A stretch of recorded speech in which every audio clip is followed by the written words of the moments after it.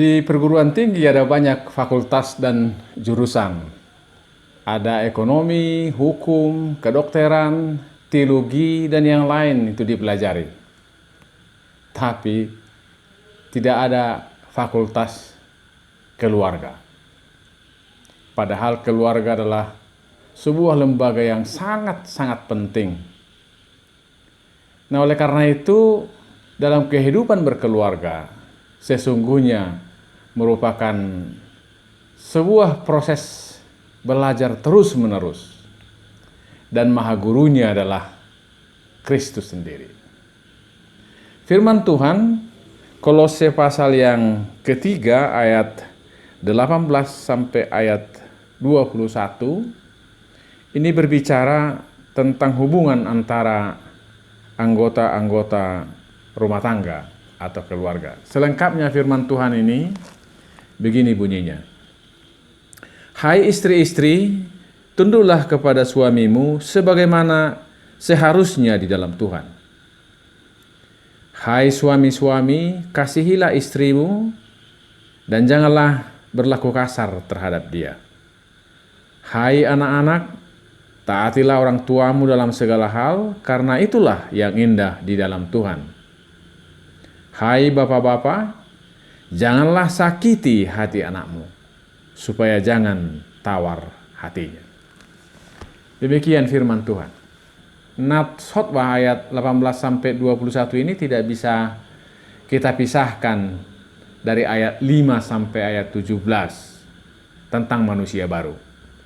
Secara khusus tidak bisa kita pisahkan ayat ini dari ayat 14 sampai ayat ke-17. Dan di atas semuanya itu kenakanlah kasih. Ayat 15, hendaklah damai sejahtera Kristus memerintah dalam hatimu. Ayat 16, hendaklah perkataan Kristus diam dengan segala kekayaannya di antara kamu.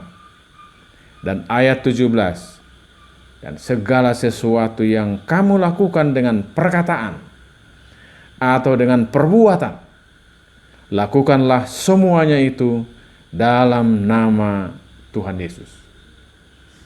Kalau tadi ada perintah, ada amanat untuk istri, untuk suami, untuk anak-anak, semua ini harus kita lihat terutama dengan ayat sebelumnya, hendaklah damai sejahtera Kristus memerintah dalam hatimu. Kita mulai dengan ayat 18 yang mengatakan, hai istri-istri, tunduklah kepada suamimu sebagaimana seharusnya di dalam Tuhan. Yang dipakai adalah kata tunduklah, tunduk kepada suami. Artinya taat, setia, siap sedia. Tetapi kita harus lihat bahwa ketaatan, dan tunduk di sini adalah tunduk di dalam Tuhan. Dan tetap kita kaitkan dengan ayat 15 tadi. Tunduk kepada suami, seorang istri yang damai sejahtera Kristus diam di dalam hatinya. Dan juga ayat 17, istri tunduk kepada suami, itu tetap terkait dengan ayat 17, segala sesuatu yang kamu lakukan dengan perkataan atau perbuatan, lakukanlah itu dalam nama Tuhan Yesus.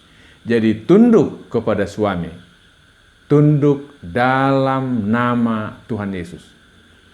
Tidak tunduk kepada kekuasaan kelaliman, tidak tunduk kepada kesewenang-wenangan, tidak tunduk kepada kekerasan misalnya, tetapi tunduk kepada suami tetap berkaitan dengan damai sejahtera Kristus bertahta dan juga berbuat, berkata-kata semua dalam nama Tuhan Yesus. Itu porsi istri.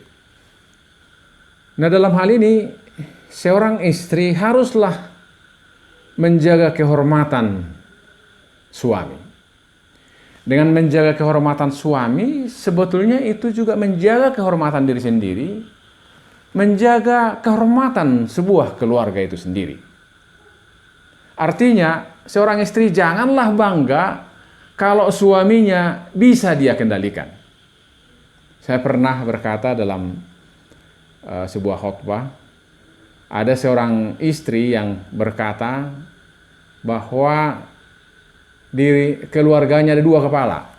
Dia mengatakan bahwa di rumah kami itu suami saya memang kepala, tapi saya juga kepala.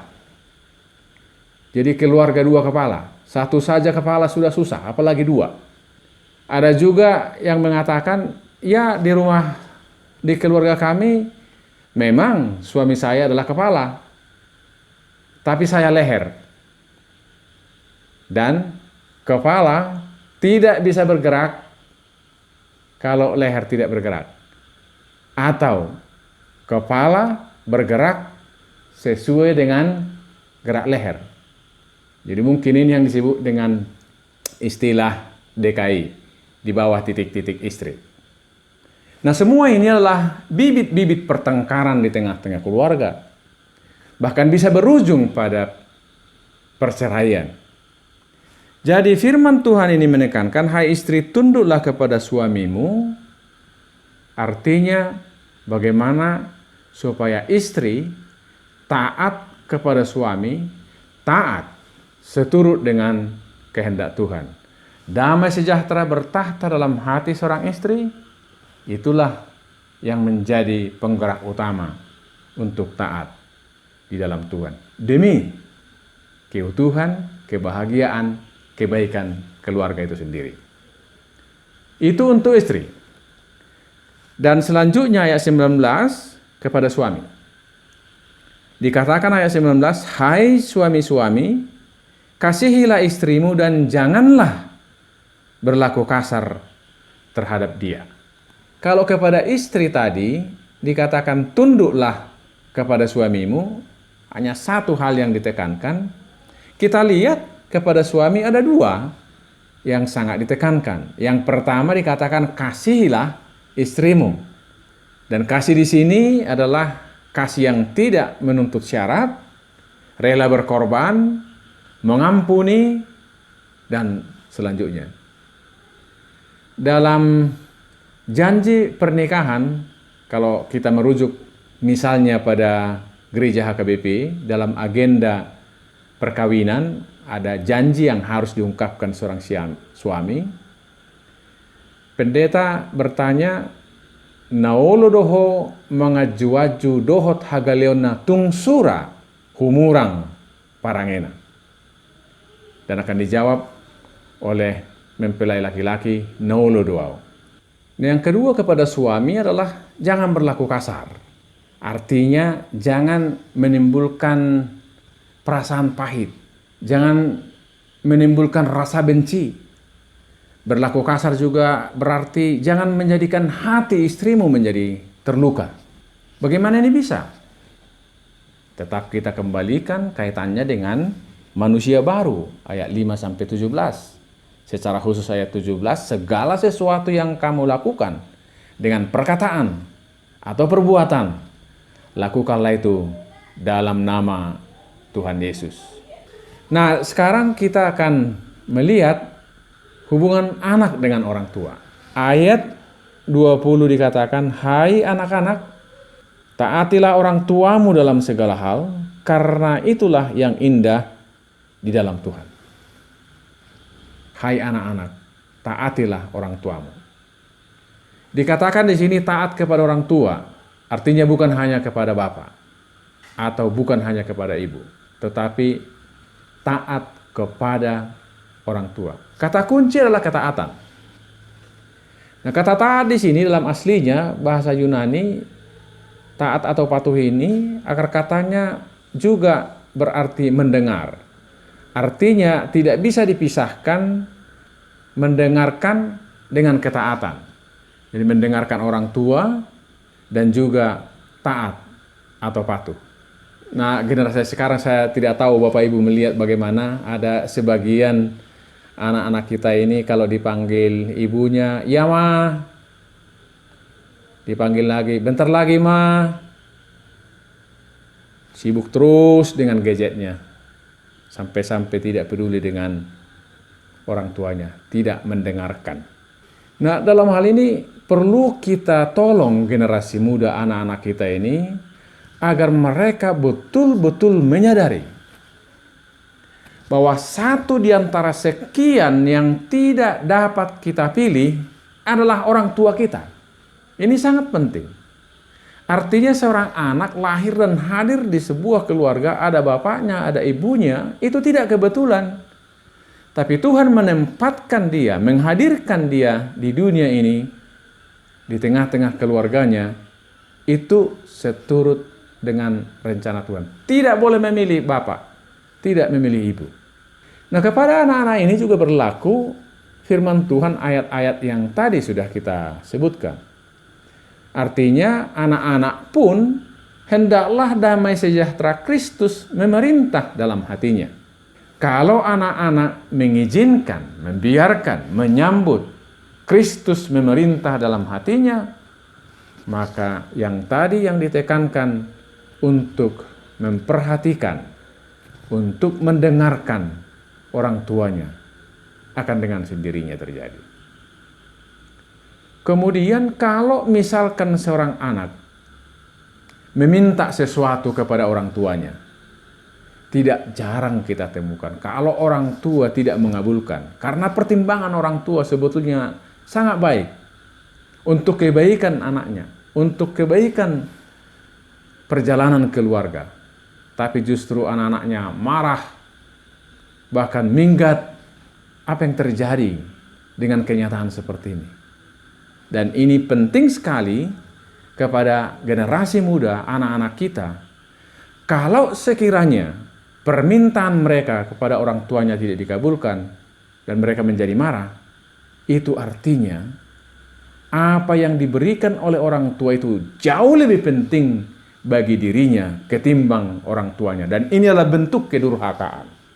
Seharusnya seorang anak lebih menghormati, lebih mencintai, lebih mengasihi orang tuanya yang bisa memberikan sesuatu kepada anaknya ketimbang lebih mementingkan pemberian orang tuanya.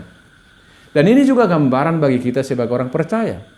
Kita harus lebih mementingkan Tuhan Sang Pemberi, bukan pemberiannya. Jadi anak-anak dikatakan supaya taat kepada orang tua karena Tuhan menghadirkannya ke dunia ini, menghadirkan anak di tengah keluarga. Itu seturut dengan rancangan dan rencana Tuhan. Dan bagian yang terakhir, ini kita lihat antara bapak dan anak. Juga tidak disebutkan di sini ibu dan anak. Tidak perlu kita persoalkan.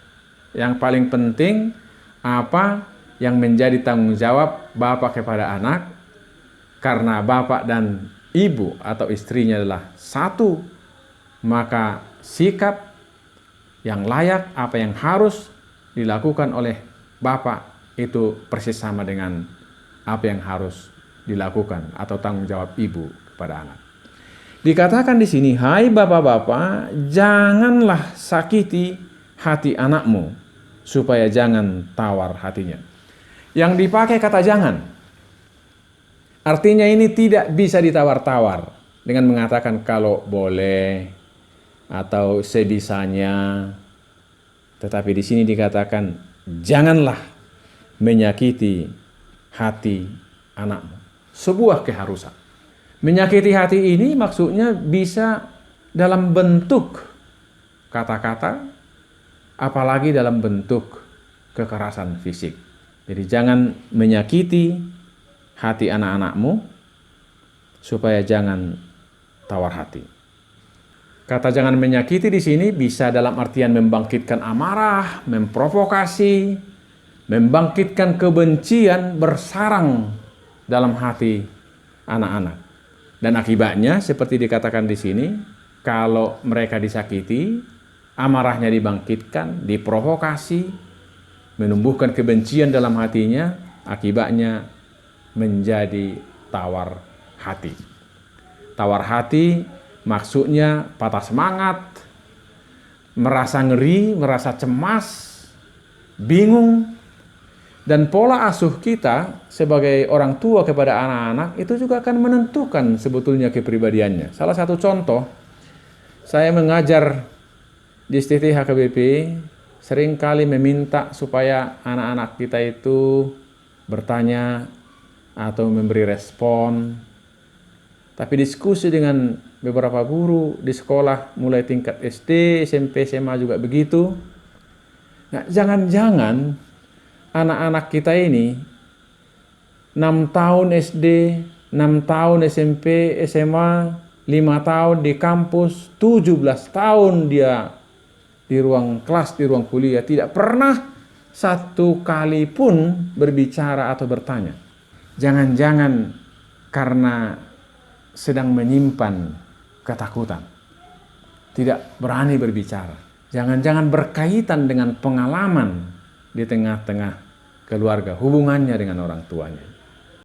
Nah, tugas kita sebagai orang tua untuk menolong anak-anak kita ini bertumbuh dalam pengasihan Tuhan, dalam iman. Saya pernah mendengar ungkapan bahwa di tengah-tengah keluarga yang penuh dengan kekerasan, ada 2 pasal undang-undang yang berlaku. Pasal yang pertama adalah bapak tidak pernah salah. Dan pasal yang kedua, kalau bapak salah, kembali ke pasal 1. Itu sebabnya jarang sekali seorang bapak meminta maaf kepada anaknya. Padahal sesungguhnya kalau kita jujur di hadapan Tuhan, ada banyak kesalahan kita. Ada banyak kekurangan kita yang sebetulnya kita perlu juga meminta maaf kepada anak-anak. Dan mungkin juga pola pendidikan kita, ya kita lakukan begitu saja, kita wariskan apa yang dulu kita benci dari orang tua kita, justru itu yang kembali kita berlakukan kepada anak-anak. Bayangkan Bapak Ibu, kalau kita membandingkan seorang bapak yang bijaksana dan seorang bapak yang kurang bijaksana dalam menghadapi satu hal. Misalkan anaknya pulang sekolah membawa rapor dan anaknya memberikan rapor kepada bapaknya, kita akan bisa melihat mana beda bapak yang bijaksana, bapak yang Kristus bertahta dalam hatinya, dengan bapak yang kurang bijaksana yang hanya mengandalkan keegoannya. Jadi misalnya kita mulai dulu dengan bapak yang kurang bijaksana. Anaknya datang, bawa rapor, agak takut-takut sedikit, dan ketika bapaknya menerima rapor ini dibuka, ada 1 nilai merah, dan langsung mata bapaknya ini seperti mau keluar sambil menggigit gigitnya keras-keras, kemudian membantingkan rapor. Apa ini rapor? Kalau minta jajan kau, kalau main-main kau, pah! Padahal hanya 1 merah. 10 mata pelajaran, 9 mata pelajaran lain bagus, ada 7, ada 8, ada ke 9, hanya 1 merah. Mata si bapak langsung tajam. Apa yang terjadi dalam hati anak-anak yang diperlakukan seperti ini? Tentu dia akan merasakan bahwa prestasinya itu lebih penting ketimbang diri anaknya, pribadi anaknya itu sendiri. Dan ini tidak sehat dalam kehidupan keluarga. Yang lebih berharga adalah pribadi anak itu sendiri ketimbang prestasi yang dicapainya. Ini harus terus-menerus dihidupkan di tengah-tengah keluarga kalau generasi kita ini mau tangguh ke depan.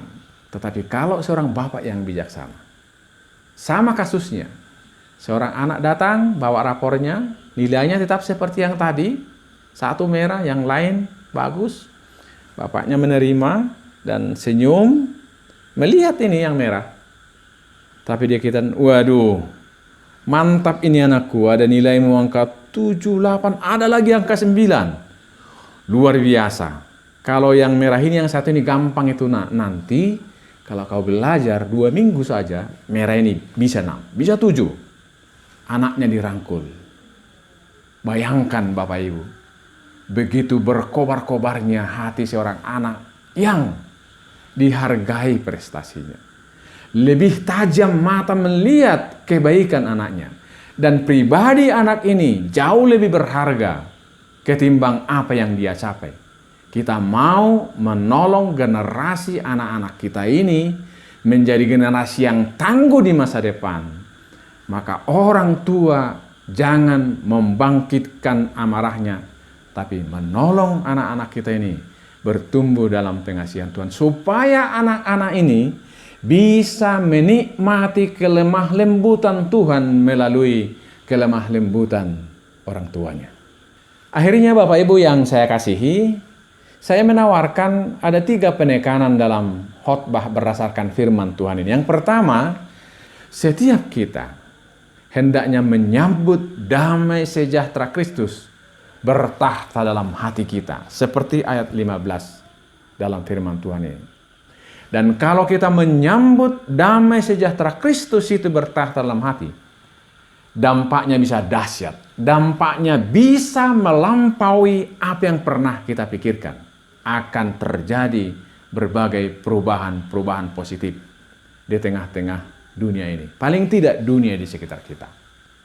Kedua, sebagai istri, sebagai suami, sebagai anak, apakah ini kandung atau sekarang ini keluarga juga sudah bisa lebih luas, tetapi semuanya harus memahami keberadaannya, memahami fungsinya masing-masing, dan menjalankan tanggung jawab masing-masing dengan ketaatan kepada Tuhan.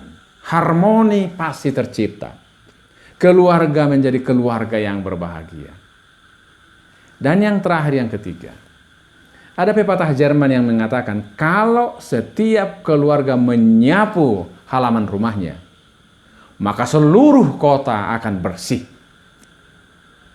Keadaan masyarakat kita, keadaan bangsa kita, keadaan gereja kita ditentukan oleh kualitas keluarga kita masing-masing. Kiranya Tuhan hadir bertahta dalam rumah tangga kita masing-masing.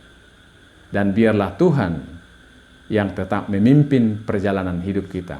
Karena hidup kita terjamin hanya di dalam penyertaan Tuhan.